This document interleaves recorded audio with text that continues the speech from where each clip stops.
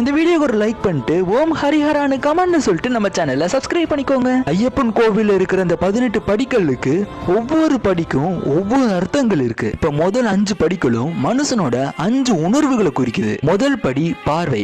பார்க்கிற ஒரு சில விஷயம் நமக்கு ஆசையை தூண்டும், அதை நம்ம கட்டுப்படுத்தணும். ரெண்டாவது படி கேட்கறது. கேட்கிற எல்லா விஷயங்களும் நம்ம அதை நம்ப கூடாது. மூன்றாவது படி வாசனை. ஒரு சில வாசனைகள் நம்ம மனசை தூண்டி விடும், அதை நம்ம கட்டுப்படுத்தணும். நாலாவது படி ருசி மற்றும் பேசுதல்.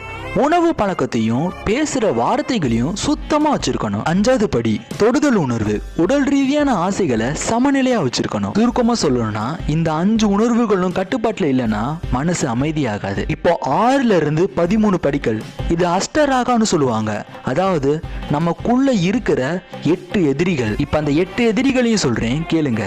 6வது படி காமம், 7வது படி கோபம், 8வது படி பேராசை, 9வது படி மோகம், 10வது படி அகங்காரம், 11ஆம் படி ஈகோ, 12வது படி பொறாமை, 13ஆம் படி பெருமையா பேசுறது. நமக்குள்ள இருக்கிற இந்த 8 எதிரிகளையும் அழிக்கணும். அவங்களை அழிச்சாதான் நம்ம ஒரு சுத்தமான நல்ல மனுஷனா மாற முடியும். இப்ப 14ல இருந்து 16 படிகள். இந்த 3 படிகள் என்ன கூறுதுன்னா ஒவ்வொரு மனிதனுக்குள்ள இருக்கிற 3 இயல்பு குணங்களை கூறுது. 14ஆம் படி சத்துவ குணம், சுத்தம், அமைதி, அருளை குறிக்குது.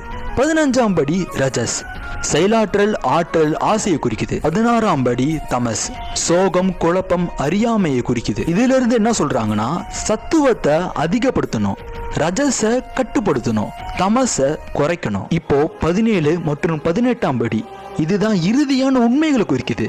17ஆம் படி அறிவு, உண்மையான அறிதலும் ஆன்மீக ஞானத்தை சொல்லுது. 18ஆம் படி சரணாகதி மற்றும் முக்தி. நம்ம வாழ்க்கையில அந்த 1ல இருந்து 17 படிகளும் கலந்து 18ஆம் படிக்கு இறைவனிடம் சரணாகதி அடைஞ்சு முக்தி அடைகிறது. இதனாலதான் பகவான் ஐயப்பனுக்கு 18 படிகள் வச்சிருக்காங்க. இப்ப உங்களுக்கு புரிஞ்சிருக்குன்னு நம்புறேன். இந்த வீடியோக்கு ஒரு லைக் பண்ணிட்டு ஷேர் பண்ணிருங்க.